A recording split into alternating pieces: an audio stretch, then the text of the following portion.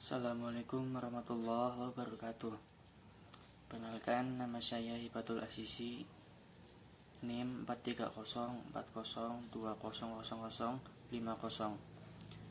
Di sini saya akan membahas kasus problematika dalam dunia pendidikan dan cara penanganannya.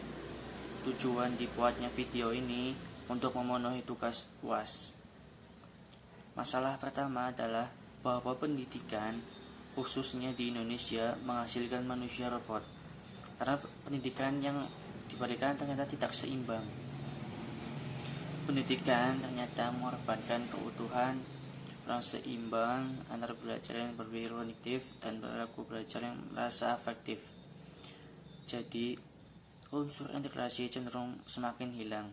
Yang terjadi adalah disintegrasi.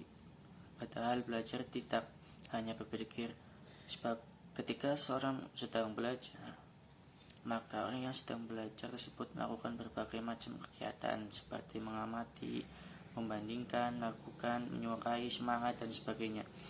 Hal yang sering disanyilir ialah pendidikan seringkali dipraktikkan sebagai coretan instruksi dari guru kepada muridnya, apalagi dengan istilah yang sekarang sering dikembangkan seperti pendidikan yang menciptakan manusia siap pakai. Di sini berarti menghasilkan tenaga yang dibutuhkan dalam pengembangan dan persaingan bidang industri dan teknologi. Memperhatikan secara kritis hal tersebut akan nampak bahwa dalam hal ini manusia dipandang seperti bahan atau komponen mendukung industri. Itu berarti lembaga pendidikan diharapkan mampu menjadi lembaga produksi sebagai penghasil bahan atau komponen dengan kualitas tertentu yang dituntut pasar. Kenyataan ini nampaknya justru disambut dengan antusias oleh banyak lembaga pendidikan. Masalah yang kedua adalah sistem pendidikan yang top down, atau kalau menggunakan istilah Paulo Freire adalah pendidikan gaya bank. Sistem pendidikan ini sangat tidak membebaskan, karena para peserta didik dianggap manusia yang tidak tahu apa-apa. Guru sebagai pemberi mengarahkan kepada siswa-siswanya untuk menghafal secara mekanis apa isi pelajaran yang diceritakan. Guru sebagai yang mengisi dan murid sebagai yang diisi. Otak siswa dipandang sebagai safe deposit box, di mana pengetahuan dari guru ditransfer dalam otak murid dan bisa sewaktu-waktu diperlukan. Pengetahuan tersebut tinggal diambil saja, murid hanya menampung apa saja yang disampaikan gurunya.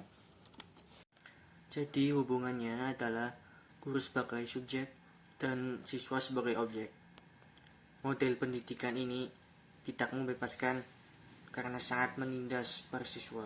Freire mengatakan bahwa dalam pendidikan gaya bank, pengetahuan merupakan sebuah anugerah yang dihibahkan oleh mereka yang menganggap dirinya berpengetahuan kepada mereka yang dianggap tidak mempunyai pengetahuan apa-apa. Ada dua solusi untuk mengatasi masalah-masalah tersebut, yaitu satu, solusi sistemik, yakni solusi dengan mengubah sistem-sistem sosial yang berkaitan dengan sistem pendidikan. Seperti diketahui, sistem pendidikan sangat berkaitan dengan sistem ekonomi yang diterapkan. Sistem pendidikan di Indonesia sekarang ini diterapkan dalam konteks sistem ekonomi kapitalisme yang berprinsip antara lain meminimalkan peran dan tanggung jawab negara dalam publik, termasuk pendanaan pendidikan. Yang kedua, solusi teknis, yakni solusi yang menyangkut hal-hal teknis yang berkait langsung dengan pendidikan. Solusi ini misalnya untuk menyelesaikan masalah-masalah kualitas guru dan prestasi siswa. Solusi untuk masalah-masalah teknis dikembalikan kepada upaya-upaya praktis untuk meningkatkan kualitas sistem pendidikan.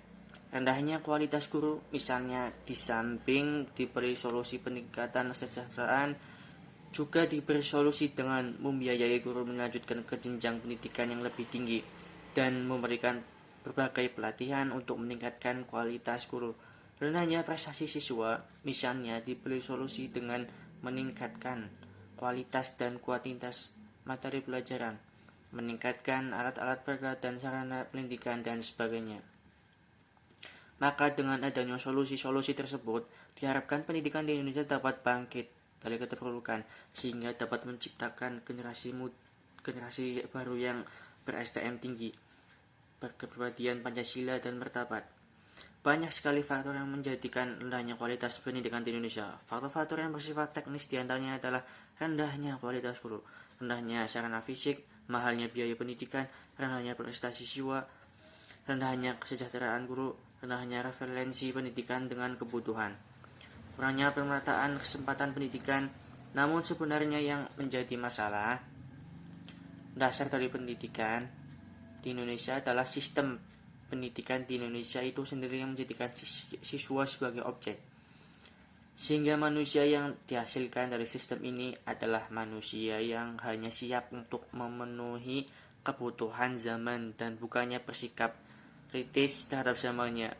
Maka disinilah dibutuhkan kerjasama antara pemerintah dan masyarakat untuk mengatasi segala permasalahan pendidikan di Indonesia. Dan itulah yang bisa saya sampaikan. Apabila ada kata-kata yang salah atau berkenan, mohon dimaafkan. Wabillahi taufiq wal hidayah. Wassalamualaikum warahmatullahi wabarakatuh.